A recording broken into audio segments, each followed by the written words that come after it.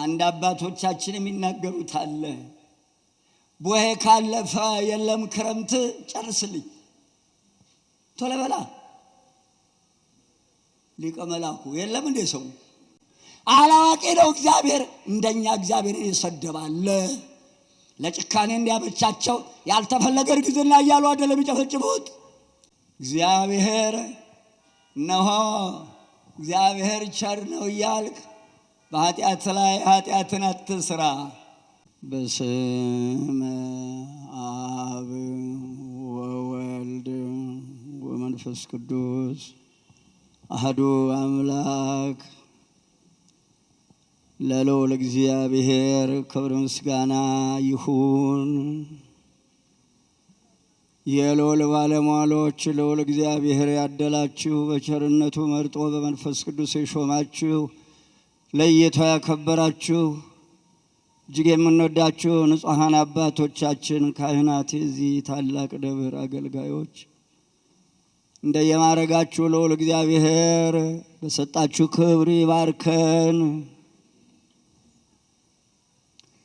እግዚአብሔር በረጅም ዕድሜ ያከበራችሁ፣ በሽበት ያከበራችሁ፣ በዕድሜ ያበለጸጋችሁ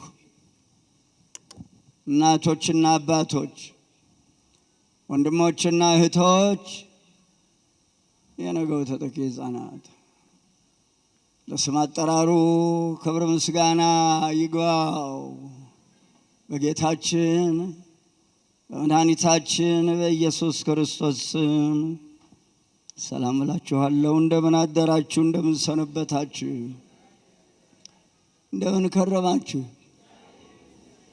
በቸርነቱ የጠበቀን እቺን ዕድሜ ያደለን ዛሬዋ ዕለት ያደረሰን ከማናውቀው አደጋ የሰወረን ከቀን መኝታ ያዳነን እሱን የምናውቅበት አእምሮ የሰጠን እናቱን ቅድስት ድንግል እመቤታችንን ለክብሩ የመረጣትን ማደሪያውን ፍቅሯን በልቦናችን ስሟን በአንደበታችን ያጸናልን ጌታ ክብር ምስጋና ይድረሰው።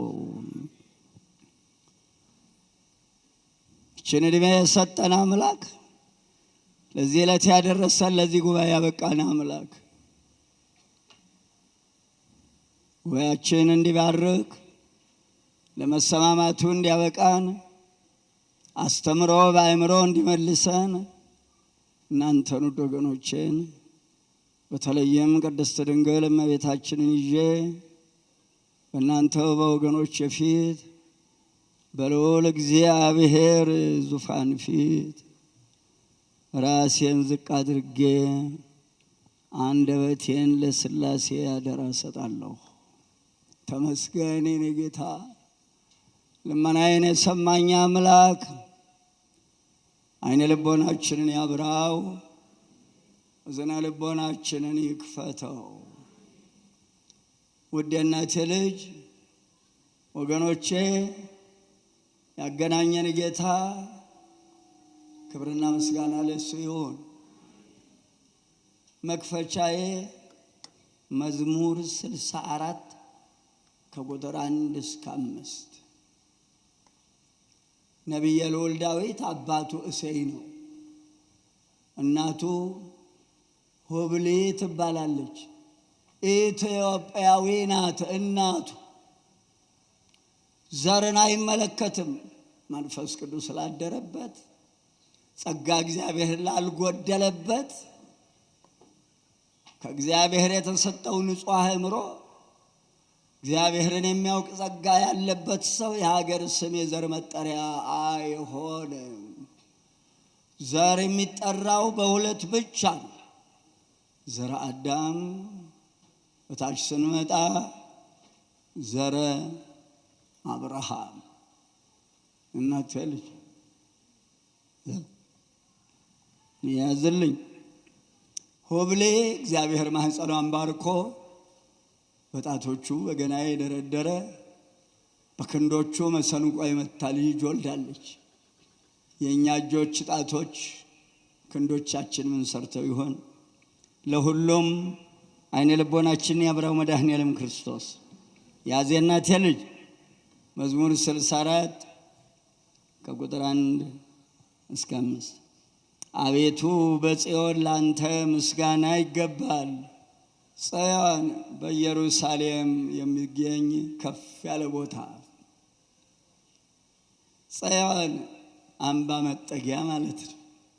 ለጊዜው ነቢየ ልዑል ዳዊት ቤተ መንግሥቱን በጽዮን ተራራ ሰርቶ ጠላቶቻቸውን ቁልቁል እያዩ አምባ መጠጊያ ሆናቸው ጠላቶቻቸውን እንዳሸነፉ ይኖሩ ነበር። ጽዮን ያላት እመቤታችንን ነው። ማደሪያው ናትና በረከቷን ያድለን እግዚአብሔር፣ በጸጋዋ ይጠብቀን። የእናቴ ልጅ አቤቱ ላንተ ጸሎት ይቀርባል። ለሌላ ማን እናቀርባለን? ጸሎት እኮ ከእሱ ጋር መነጋገር ነው። ራስን አደራ መስጠት ነው። ይህም ቤተ ክርስቲያናችን በስርዓት አስተምራለች። ሥጋ ሁሉ ጸሎትን ወደምትሰማ ወደ አንተ ያቀርባል። የእናቴ ልጅ ጆሮ ባይኖረው መስሚያ ለእኛ ጆሮ አይሰራም ነበር። ነቢየ ልዑል ዳዊት አሁንም መዝሙር 93 ላይ እግዚአብሔር እግዚእ መስተበቅል እግዚአብሔር መስተበቅል ገሃደ፣ የበቀል አምላክ ሆይ ተገለጠ። እግዚአብሔር የበቀል አምላክ ነው። የበቀል አምላክ ተገለጠ።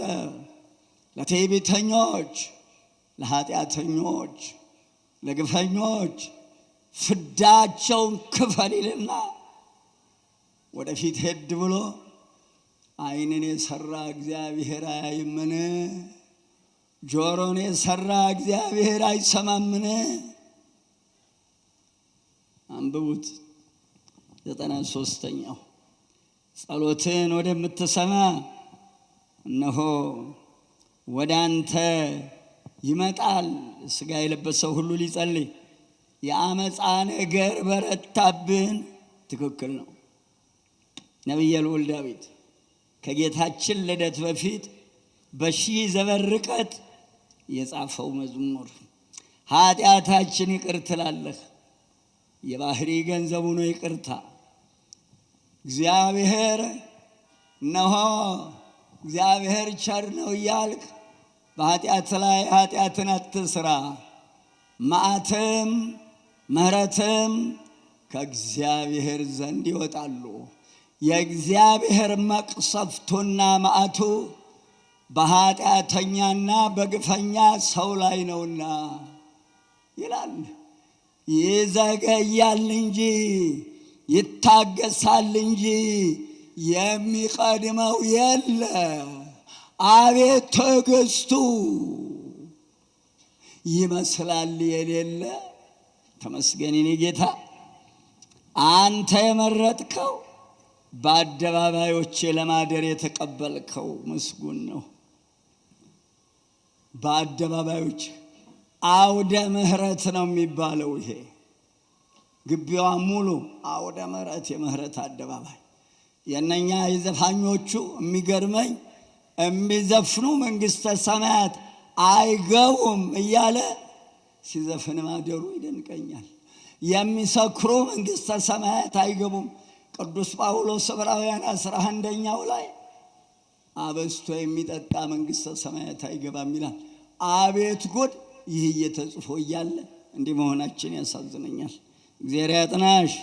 ይህ አደባባይ የምህረት አደባባይ ነው። ዛሬ እሱ ፈቅዶ በዚህ በምህረት አደባባይ እንድንገናኝ የፈቀደ ጌታ ምህረቱን ያድለን፣ ይቅር ይበለን። ከቤትህ በረከት እንጠግባለን። ክብር ምስጋና ይግባው።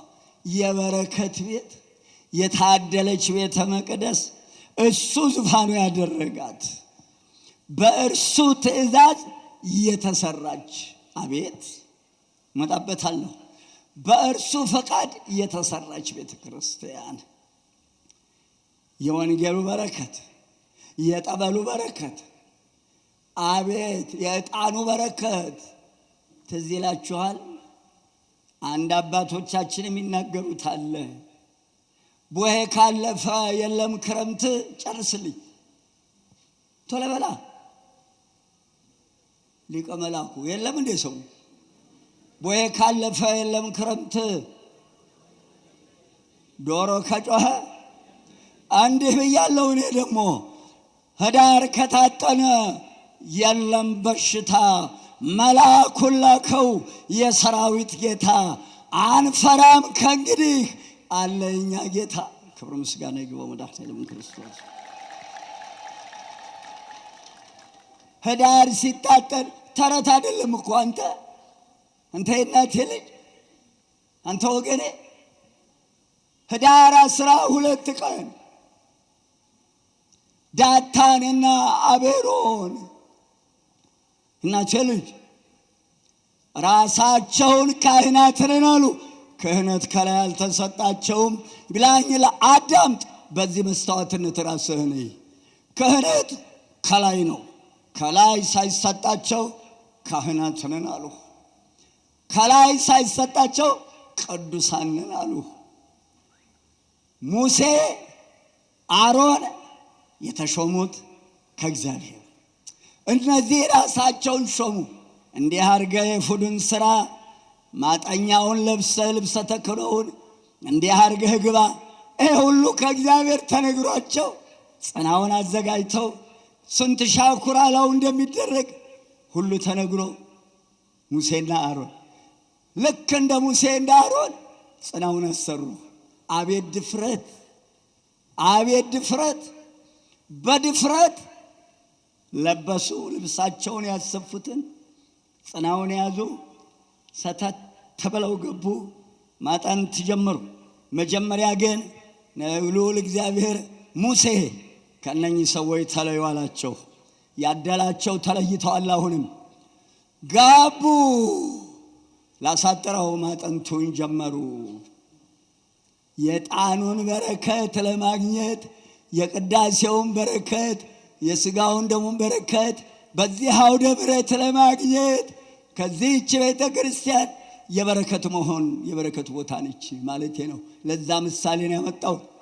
ከዚያ በኋላ ሙሴ ልክ እነሱ ሸሽተው እያለ መንፈስ ቅዱስ ልብሳቸውን ሳይነካ ረቂቅ ነው፣ በልብሳቸው ውስጥ ገብቶ አነደዳቸው፣ ለበለባቸው። ረቂቁ መንፈስ ቅዱስ ሊወድቁ ሲሉ ትንሽ ሲቀራቸው ለመውደቅ እየጎተትክ እያወጣ ልብሰ ተክህኖን አውጣው።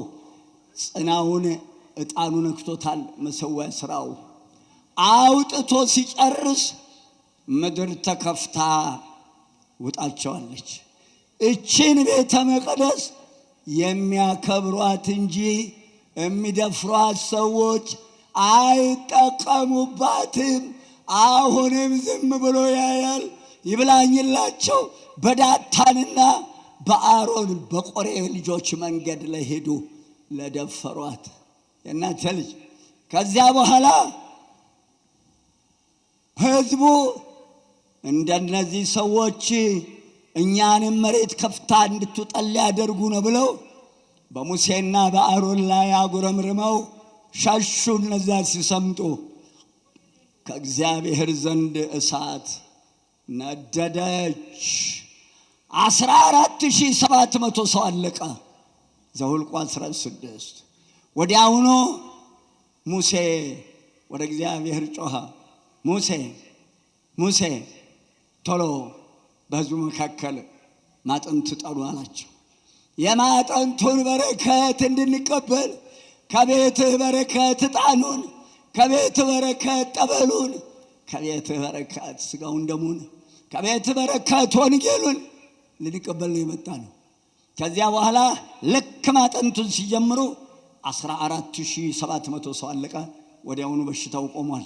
ህዳር ሲታጠን ይሄ ነው፣ ተረት አይደለም፣ ወንጌላዊ ነው። ዘኍልቍ 16 ምዕራፍ ወንጌል እኮ ነው።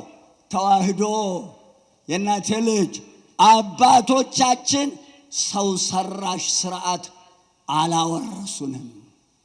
ሌላው ቀርቶ ነጠላ የለበሳችሁ ሰዎች ከጥለቱ መጨረሻው መጀመሪያም ይሁን መጨረሻው ጥለቱ ሸማኔው ወደ ቀኝ ይጀምራል ሲወረውር፣ ወደ ግራ ወደ ቀኝ ይጨርሳል። 3 ጊዜ ከሆነ ሶስት የጥለቱ ማፈኛ ሲጀምረን በሶስት የሚጀምሩ ሥላሴ የሚጨርሱ ሥላሴ ተረት አይደለም። ሥላሴን ይናገራል ነጠላው። በሰባት በአምስት በሶስት ነው ማፈኛው የሚሰራው።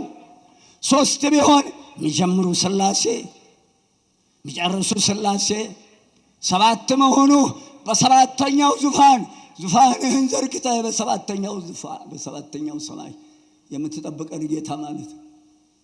ሰው ሰራሽ ሥርዓት አላወረሱንም። ተው በአእምሮ እንሁን። ዳታንና አቤሮን በገዛ ራሳቸው ያመጡት ጦስ እግዚአብሔር በሙሴ አድሮ የሰራትን ደብተራ ኦሪትን ደፈሩ። እግዚአብሔር አምላክ ምድር እንኳን እንድትሸከም እድል አልሰጣቸውም። ሰምጠዋል። ራሳቸውን የሾሙ አልተጠቀሙም። ይብላኝላቸው በዚች መንገድ ላይ ሄዱ።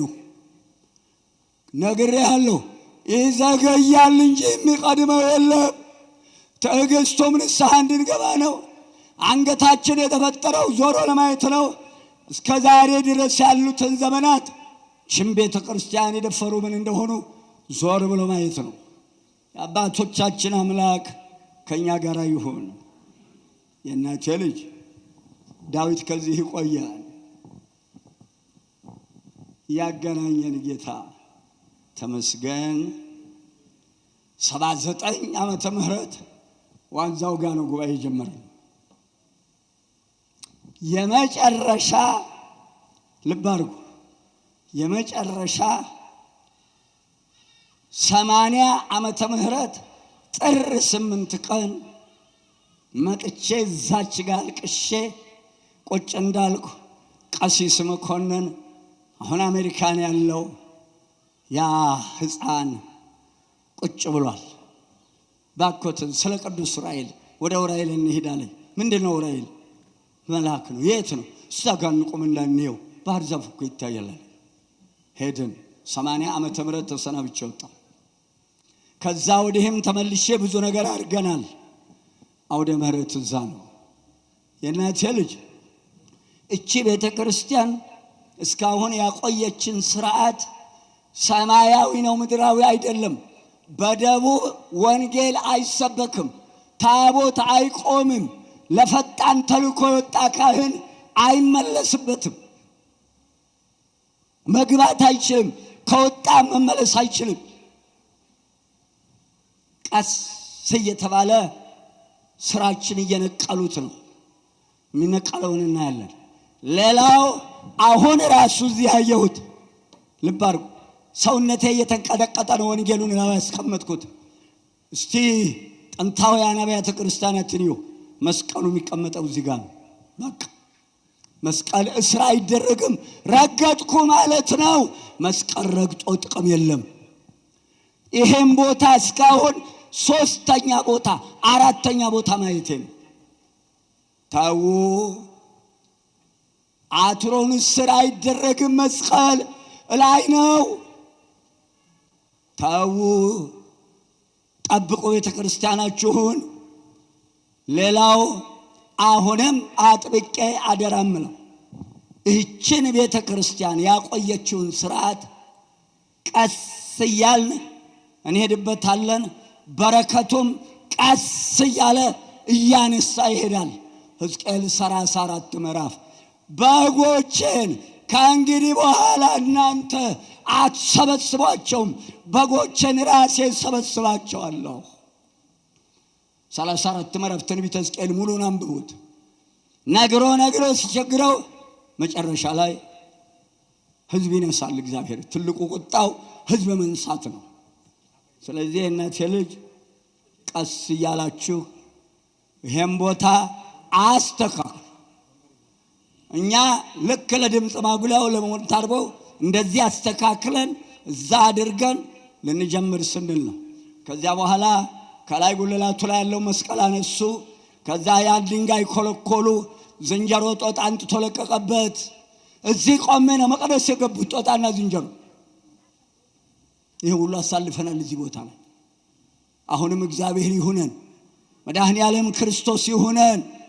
ለጠበል ቤቱም ብዙ ገንዘብ ተዋጣ። ግብፅ ሄድኩ ስመለስ ተሰራ ተባለ። ያው እግዚአብሔር ከኛ ጋር ይሁን፣ ይቅርብኝ፣ ምንም ያደርግልንም፣ ይሄ አይጠቅመንም። ወደ ርዕሴ እገባለሁ። የምወረወረውን ኃይለ ቃሉን ጻፉ። የነገን እግዚአብሔር ነው የሚያውቀው። ርዕሳችን የሚወደኝ ቢኖር ቃሌን ይጠብቃል።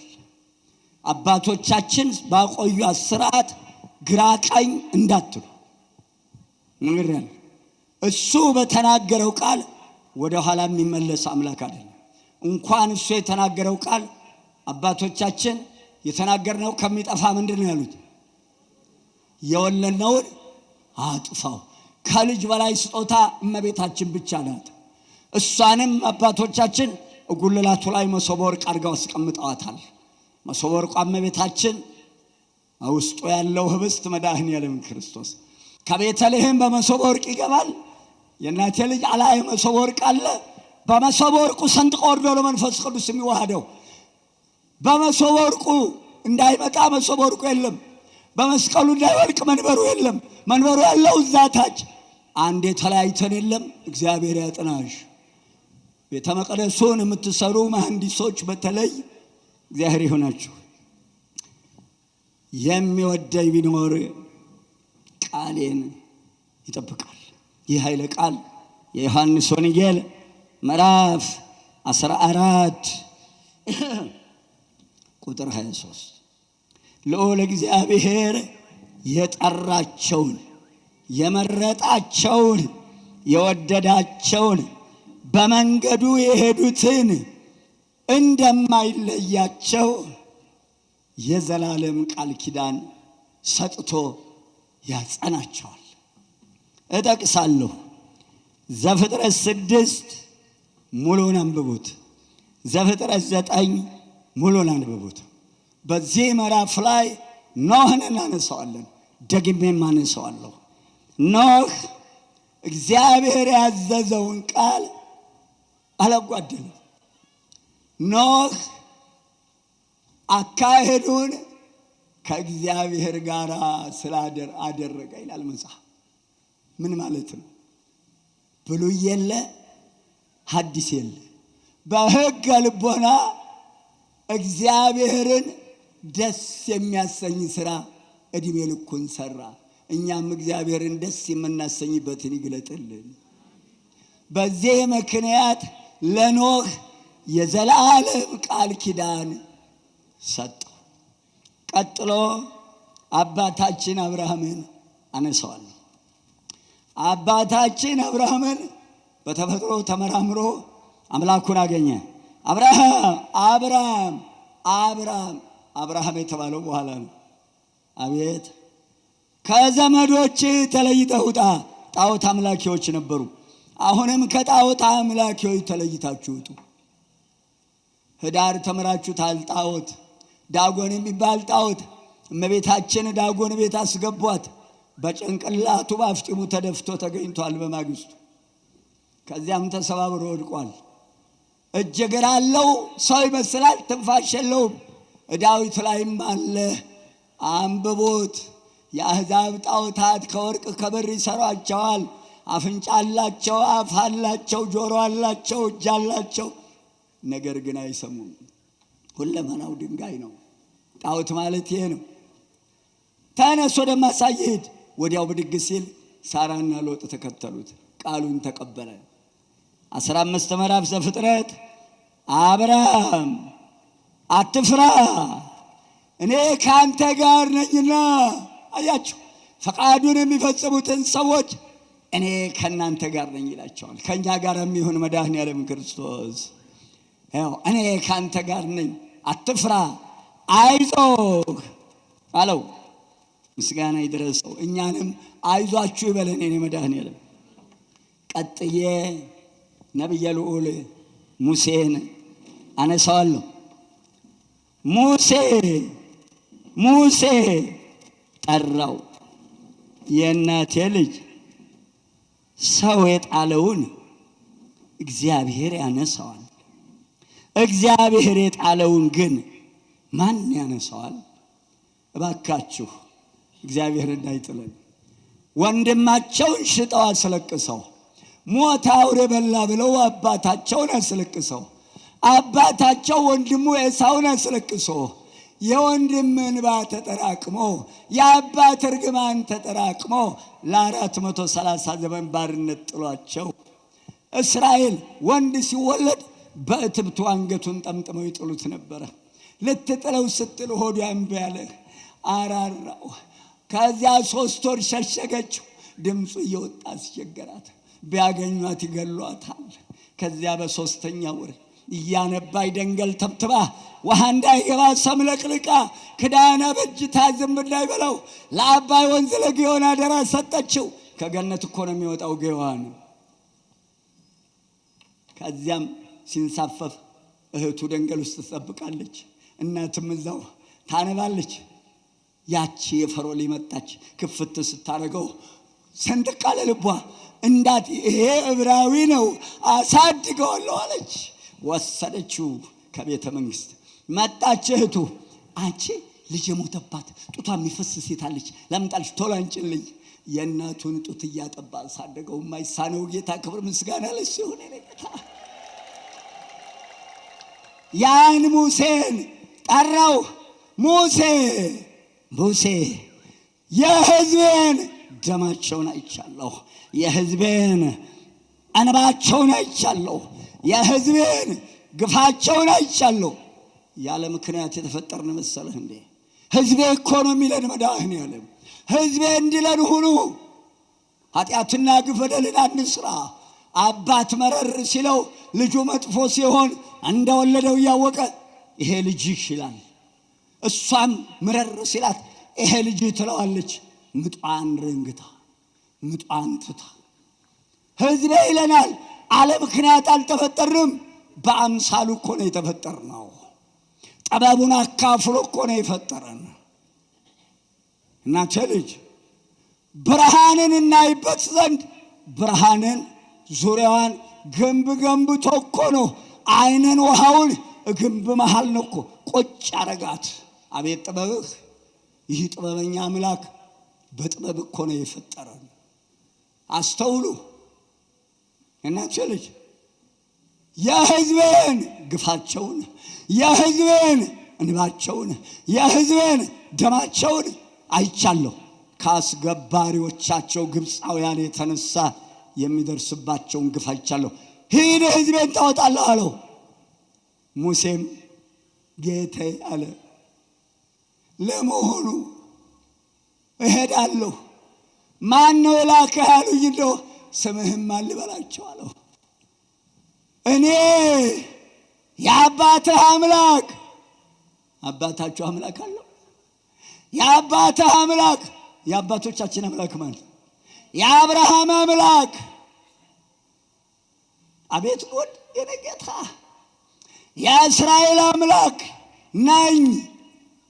ያለና የሚኖር ነው በላቸው። ያለና የሚኖር አሁንም ያለ ሁሉን አሳልፎ የሚኖር አምላክ ነው በላቸው አለው። ሂድ አትፍራ፣ ካንተ ጋር ነኝ አለው። ምስጋና ለሱ ይሁን። ሌላ ምን እንላለን? ያዜናቴ ልጅ ኢያሱ መጽሐፈ ኢያሱ ምዕራፍ 1 ከቁጥር 1 እስከ 9 ታነቡታላችሁ። የእግዚአብሔር 175 ጊዜ ቃል በቃል ያነጋገረው ሙሴ አረፈ፣ ሞተ። ኢያሱ ደቀ መዝሙሩ ነበር። ከሙሴ ስራ አይጠፋም። ቅዱሳንን ያገለገሉ ከቅዱሳን ስር የማይለዩ አንድም የወደቀ የለም። ታላቁ ነቢይ ኤልሳዕ የኤልያስ ደቀ መዝሙር ዮርዳኖስን ከፍሎ እነሆ ያ የሶርያ ንጉሥ የላካቸው ሰራዊት ቤቱን ከበው ያይ ነበረ። ከወይን እሳት የደረሰ ነው። ገያዝ ተርበደበደ። ወጣና ሲያይ ሰራዊት ከቦናል አለው። ከእነሱ ሰራዊት የኛን ሰራዊት ይበልጣሉ አለው። አረ ምንም የለም ተከበናል አለው። ከሴት ልቦሙ ዘሕፃን አየኒ ጌታ አየኔ ጌታ ደጉ ጌታ እችን ቃል እንደተናገረ የገያዝን አይን ከፈተው፣ የእኛንም አይን ይክፈተው መድኃኒዓለም ክርስቶስ። ሰራዊቱን የሚያይበት አይን ከፈተለት። የእግዚአብሔርን ሰራዊት የሚያይበት አይን ከፈተለት። ምስጋና ለመድኃኒዓለም ይሁን። እኛም መስቀሉን የምናይበት ችን ቤተ ክርስቲያን የምናይበት አይናችንን ይክፈተው መድኃኒዓለም ክርስቶስ። ከባድ ናት። የሚያከብሯት ክብር ያገኙባታል፣ የማያከብሯት ከወደቁ ትንሣኤ የላቸውም።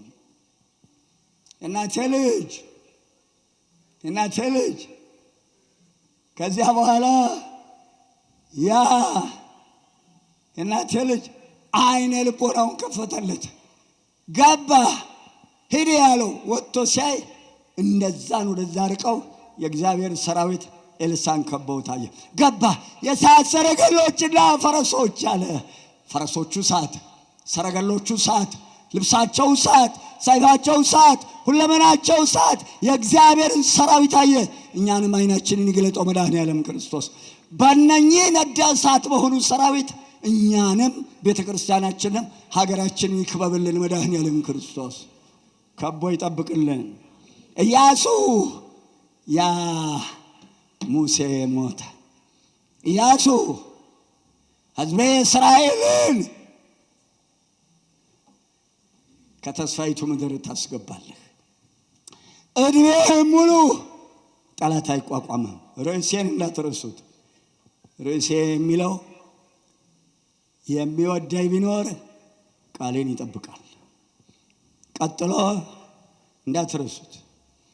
ቀጥሎ ያነበብኩት የሚወዳቸውን የሾማቸውን የመረጣቸውን ሁሉ ቃል ኪዳን ሰጥቶ ነው የሚያሰማራው መድኃኒዓለም። ቃል ኪዳን ሰጥቶ ነው የሚያሰማራቸው።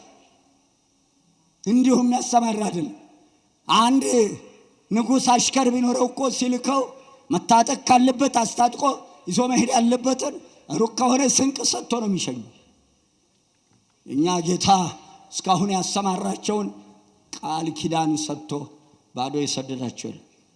ከሙሴ ጋር እንደነበርኩ ካንተ ጋር እሆናለሁ፣ አልጥልህም፣ አልተውህም፣ አይዞህ። ነገር ግን የነዚህን ሕግ ቃሎች የዚህን ሕግ ቃሎች መጽሐፉ ላይ የተጻፈውን ሕግ ከአፍህ አትለይ። በቀንም በሌሊትም እነዚህን ሕጎች ጠብቅ። እነሆ የዚያን ጊዜ መንገድህ ይቃናልሃል፣ ይከናወንልሃል። ንግድ ይጀመራል፣ እንቅፋት። ትዳር ይጀመራል፣ እንቅፋት። ውጭ ይኬዳል፣ እንቅፋት። ጉድ ተምሮ ተሞቷል። አንድ ነገር ሳይኖር መኩራት መመጻደቅ እንጀምራለን። ጸጋው ሲገፈፍ ሜዳው ሁሉ ገደል ሆኖ ቁጭ። አስተውሉ፣ በአእምሮ ነው። እዚህ ወንጌል ላይ መዝሙር 88 ቁጥር 34 ካፌ ከከንፈሬ የወጣውን ቃል አልለውጥም ይላል የሰራዊት ጌታ እግዚአብሔር። ቃሉ አይለወጥም፣ ወደኋላ አይመለስም። መድኃኒዓለም ሂድ አለው፣ ሄደ። ኢያሱም ቃሉን ተቀብሎ አይዞህ ተብሎ ነገር ግን ካንተ እንዳልለይ ከሙሴ ጋር እንደነበርኩ ካንተ ጋር እንደሆን ቃሉን ጠብቅ ያዝ። ነቢየ ልዑል ዳዊትንም ከረኝነት አንጥቶ ሕዝቤን ጠብቅ። ንጉሥ ሰሎሞን የዳዊትን ልጅ እንዲህ አለው፣ እነሆ ሰሎሞን ከአንተም በኋላ አንተን የሚመስል ንጉሥ አልነበረም፣ ከአንተም በፊት አንተን የሚመስል ንጉሥ አላነገሥኩ። ነገር ግን ጥበብን ማስተዋልን ሰጥቻለሁ፣ ካንተ ጋር ነኝ አለው። ሕዝቤን ጠብቅ ብሎ የሾመው ንጉሥ ሰሎሞን የ12 ዓመት ልጅ። አንብቡት። ሁለተኛ ሳሙኤል 5 ምዕራፍን አንብቡት። የዳዊት አምላክ ከኛ ጋር ይሁን። ነቢዩ ኤርምያስን ኤርምያስ ገና በእናትህ ማኅፀን ሳልሰራህ አውቀሃለሁ። የእኔ ጌታ መሐንዲሶች መጀመሪያ ሲያስብ ያድራል። ጠዋት ብድግ ይልና ያሰባትን ወረቀት ላይ ያስቀምጣል። ይሄ አእምሮ ከእግዚአብሔር የተሰጠ ዛሬ ተምሮ ተሞቶ ቤቱን በቅል ሊመራ ማህፀን ዘግቶ ቤት ሊሳካ እድሜ ሊገኝ ዘር ሊወጣ ቤቱ በረከት ሊያገኝ በገዛ ስራቸው በእቅድ በአፍጢማቸው እየተደፉ ነው። ንጹሖችን አይነካም የምናገረው። አላዋቂ ነው እግዚአብሔር። እንደኛ እግዚአብሔርን ይሰደባል። ለጭካኔ እንዲያመቻቸው ያልተፈለገ እርግዝና እያሉ አይደለም የሚጨፈጭፉት። በማህፀን ጦርነት የከፈቱ በማህፀን ደም የሚያፈሱ የሉም። ይብላኝላችሁ ይህን መድኃኒት የምትሸጡ መድኃኒቱን የሰራ ለይቶለታል። ቶ ከገማ ይቀርብ ስብሳለ ሰውየው። አስተውሉ። እናቴ ልጅ ገና በእናትህ ማህፀን ሳልሰራ አውቃለሁ። በእናትህ ማህፀን ሳለህ ነቢይ አድርጌ ሾሜሃለሁ። አትፍራ፣ እኔ ከአንተ ጋር ነኝ። ትተክል ዘንድ ትነቅል ዘንድ ከአንተ ጋር እሆናለሁ። ክብርና ምስጋና ለመድኃኔዓለም ይሁን። እንዲህ አድርጎ ነው የሚሾማቸው። እንዲሆነ ነው የተሾምከው። ይብላኝላቸው በገንዘብ ለተሾሙ በገንዘብ ለሾሙ በገንዘብ ላሾሙ ሹመት የሚሰጥ የባህሪ ገንዘቡ የእግዚአብሔር ገንዘብ ነው። እንዲህ አድርጎ ነው ቅዱሳኖቹን ሾሙ። ወደ አዲስ ኪዳን ልምጣ። የእኛ ጌታ መድኃኔዓለም ከድንግል ማርያም ሥጋውን ለበሰ። እሷን አህሎ እሷን መስሎ የተቀደሰች እናት አደረ። የእኛ ጌታ ንጹሐን ሐዋርያትን 10 ምዕራፍ ማቴዎስ ጠራ። ወደ ዓለም ሁሉ ሂዱ፣ ወንጌልን ስበኩ። ወደ ዓለም ሁሉ ሂዱ። በአራቱም ማዕዘን 4 ማዕዘን መስቀል ስሩ የሚል የለም። ይብላኝላችሁ 4 ማዕዘን መስቀል ሕያው እግዚአብሔርን ክህደት ነው። እንዴት እያደረጉ አለማመዱን መሰላችሁ? አክሊሉ ላይ 4 ማዕዘን ማህተል። ለመሆኑ እንደው አባቶቻችን መስቀል መሃል አናት ላይ አድርገው አይታችሁ ታውቃላችሁ? እንደው ምንድነው የሆነው? መሃል አናት ላይ ይደረጋል መስቀል። ጉልላቱ ላይ ነው የሚቀመጠው። ቀሳሉና 4 ማዕዘኗን ማስቀመጥ ጀመሩ። ግንባር ላይ ነው ያለው መስቀሉ። ልብ አድርጉ የሚሰሩትን ስራ። 4 መስቀል 4 ማዕዘን መስቀል ማለት ምስል ነው። ይሄውም በምስራቅ ነው የተሰቀለው የኛ ጌታ። ይሄ ነው አቀማመጡ። በዚህ በር ሲሰራ እንዲህ ተደርጎ አይቀመጥም። በምንም አይነት መስቀል አቅጣጫውን አይለውጥም።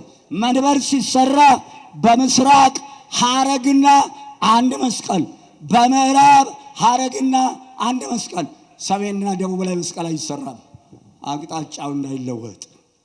የኛ ጌታ በ4 ማዕዘን ስበኩ አለ እንጂ 4 ማዕዘን መስቀል ብለህ ምስል ጎልት ብሎ አልተናገረም። የኛ ጌታ ይብላኝላችሁ በቤተ መቅደሱ አናት ላይ ደብረ ሊባኖስ ተደርቦበታል። ያ ሁሉ አባቶች አሉ። አክሱም ተደርቦበታል። እዚህም ይኸው መጀመሪያ ጉልላቱ፣ ከዚያ በኋላ አውደ ምሕረቱ ተነቀለ። ያ ድንጋይ ተደረደረ። ጥዬ ሄጃለሁ። አስተውሉ። የእናቴ ልጅ መረጠ። በ4 ማዕዘን ሄዳችሁ ስበኩ፣ ድውይ ፈውሱ፣ ለምጽ አንጹ፣ ሙት አንሱ። ማቴዎስ 28 ከ19 እስከ 20 እኔ ያስተማርኳችሁን ትምህርት እያስተማራችኋቸው ደቀ መዛሙርቴ አድርጓቸው፣ እስከ ዓለም ፍጻሜ ድረስ እኔ ከእናንተ ጋር ነኝ። ክብር ምስጋና ይግባህ የኔ ጌታ የኔ መድኃኒዓለም። እነዚህ ዛሬ በአባቶቻችን ሐዋርያት ዘንድ የተሾሙ ካህናት ይኸው ቃል ኪዳኑ ሙሉ ነው። አባቶቼ ምስጋና ይድረሰው የኔ መድኃኒዓለም። እስከ ዓለም ፍጻሜ እኔ ከእናንተ ጋር ነኝ። ድውይ ፈውሱ፣ ለምጽ አንጹ። ጠበል ስትጠመቁ ካህን ከሌለ እንዳትገቡ። ስልጣኑ የተሰጠው ለካህናቱ። እንዳይከብዳቸው ማጥመቁ ከባድ ነው። እርግጫም አለው፣ ትግል አለው። እናቴ ልጅ ሰኞ መምሬ ገሌ፣ ማክሰኞ መምሬ ገሌ። አሁ በፕሮግራም በተራ ይድረሰን። ይህ ዓለም ካልጎሰመን፣ ይህ ዓለም ካላሳደደን ክብር አይገኝም። ማቴዎስ 28 ከ19 እስከ 20 ቀጥሎ ማርቆስ 16 እጆችን ትጭናላችሁ ድዌዎች ይፈወሳሉ። ሲጠመቅ መስቀሉን ግንባሩ ላይ አድርጎ ከማን ተማርነው? ያን አይነ ስውሩን ዳሰሰ፣ አይኑ በራ። ያንን ለምጻሙን ዳሰሰው፣ አይኑ በራ። በትክክል ስርዓቱን አሳይቶናል። ስርዓቱን ጠብቁ የእናንተ ልጅ። ስለዚህ በሐዲስ ኪዳንም አባቶቻችንን እንዲህ አድርጎ ሾሞልን ሄዷል። የኔ ጌታ በካህናት አባቶቻችን እንመካለን፣ የሱ ሹማምንት ስለሆኑ። ትምህርቱ ላይ መመጣበታለሁ። የእናንተ ልጅ ክፍል 1 ትምህርታችን ያው የሚወደኝ ቢኖር ቃሌን ይጠብቃል። ያሁኑ